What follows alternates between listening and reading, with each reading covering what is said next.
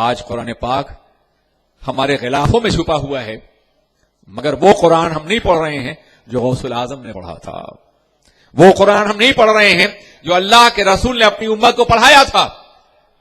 اس قرآن سے ہمارا رشتہ بہت دور ہو چکا ہے، بہت ٹوٹ چکا ہے۔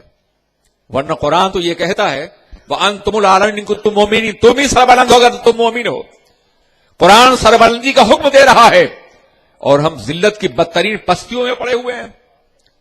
میں سوچتا ہوں کہ پوری دنیا میں سب سے زیادہ جاہل قوم آج مسلمان ہے۔ اس تلخی کو معاف کیجیے گا لیکن سچائی ہے،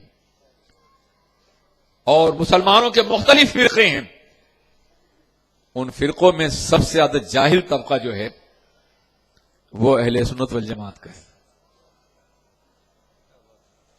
یہ المیہ ہے۔ دنیا میں سب سے غریب طبقہ مسلمانوں کا ہے، خاص طور پہ ہندوستان میں، اور اس غریب طبقے میں سب سے غریب طبقہ اہل سنت والجماعت کا ہے۔ اس تلخی کو برداشت کیے، ذرا مطالعہ کر لیجیے گا۔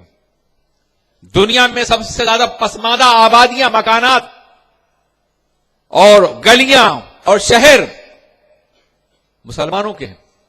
پہلے جیسے زمینداروں کی آبادیوں میں چماروں کی آبادیاں ہوتی تھیں، ایسی آج غیروں کے مقابلے میں مسلمانوں کی آبادیاں ہو گئی، اور ان میں سب سے زیادہ غلیظ آبادیاں اہل سنت کی ہے۔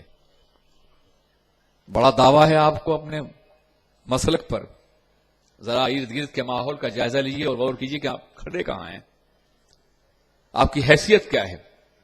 تعلیم آپ میں نہیں، سرمایہ آپ میں نہیں، زندگی کی نظافتیں آپ میں نہیں، اور دعویٰ یہ کہ آپ سنی ہیں۔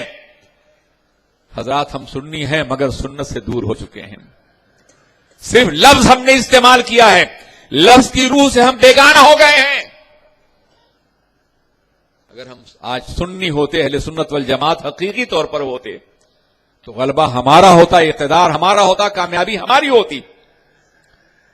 میرے عزیز ساتھیوں، میرے دوستو، ہمیں اپنے ارد گرد کا جائزہ لینا ہوگا، اور ہم کہاں کھڑے ہیں اس کا ہمیں مطالعہ کرنا ہوگا اور محسوس کرنا ہوگا۔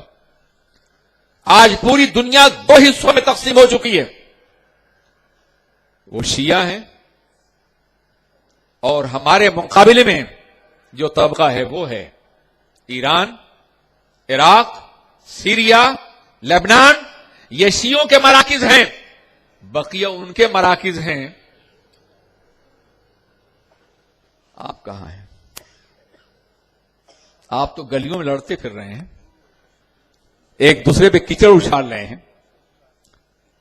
آپ نہ کسی سیاسی میدان میں نظر آ رہے ہیں، نہ کسی مذہبی میدان میں آپ کا کوئی بلند مقام ہے، اور نہیں آپ دنیا کی نگاہ میں شمار اور قطار کے قابل ہیں۔ خدا را سنبھل جائیے۔ ہم مسلک حق کے حامل ہیں، رسول پاک کی غلامی کا دعویٰ کرتے ہیں، تو ہمیں اس دعوے کی بنیاد پر علم کے اعتبار سے بھی، عمل کے اعتبار سے بھی، کردار کے اعتبار سے بھی ایک منظم اور ناقابل شکست قوت بننا چاہیے۔ بند کر دیے یہ اپنے اختلافات، یہ ایک دوسرے پہ کیچڑ اچھالنا، ایک دوسرے پہ طنز کرنا۔ متحد ہو جائیے اگر آپ زندہ رہنا چاہتے ہیں تو، ورنہ قیامتیں آپ کے دروازے پہ دستک دے رہی ہیں۔ دنیا کا تمام سرمایہ باطل قوتوں کے ہاتھ میں ہے، وہ آپ کو کچل دینے کے لیے تیار ہیں، اور آپ آپس میں اختلاف کر رہے ہیں، آپ آپس میں لڑ رہے ہیں۔ یہ اختلاف آپ کو موت سے ہمکنار کر دے گا۔ میرے استاذ حضور حافظ ملت نے فرمایا تھا، اتحاد زندگی ہے اور اختلاف موت ہے۔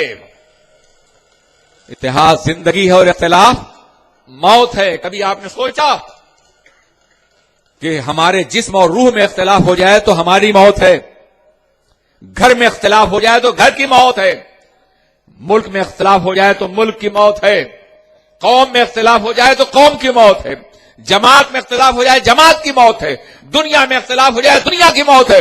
زہر الفساد فی البر والبحر، اور جسم و روح میں اتحاد و جسم کی زندگی ہے، قوم میں اتحاد و قوم کی زندگی ہے، جماعت میں اتحاد و جماعت زندگی ہے، ملک میں اتحاد و ملک کی زندگی ہے۔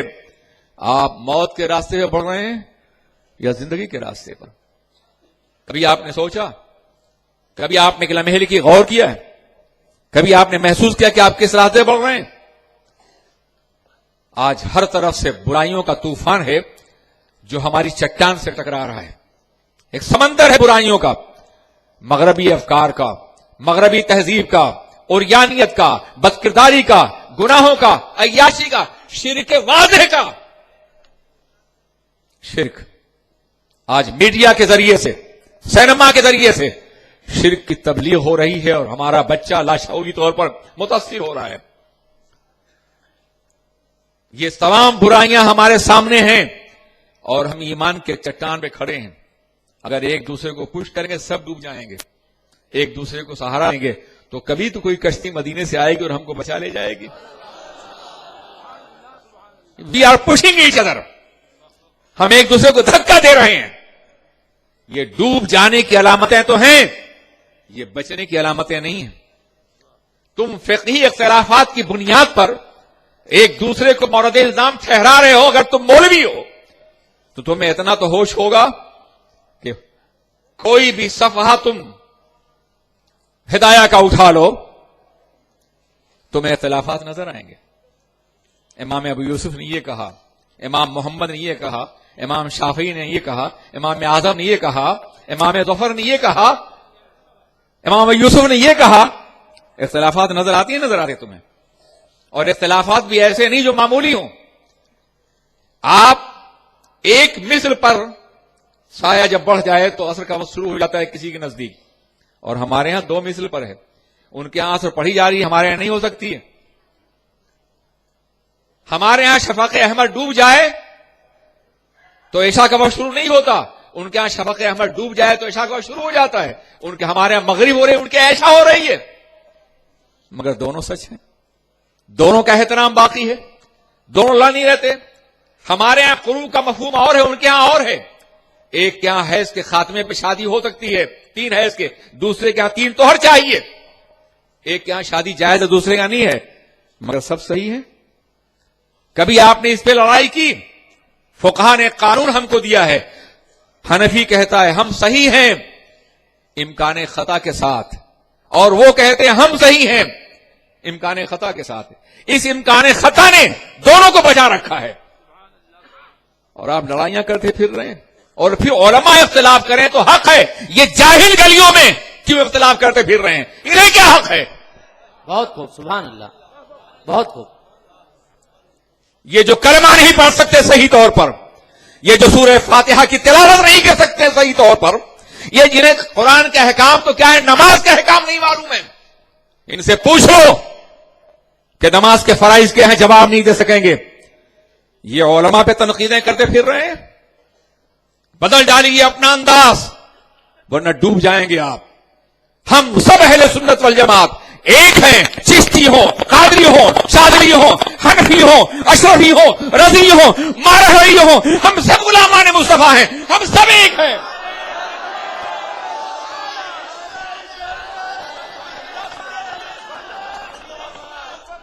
اسلام، حضور مفکر اسلام، نعرہ تکبیر، نعرہ رسالت.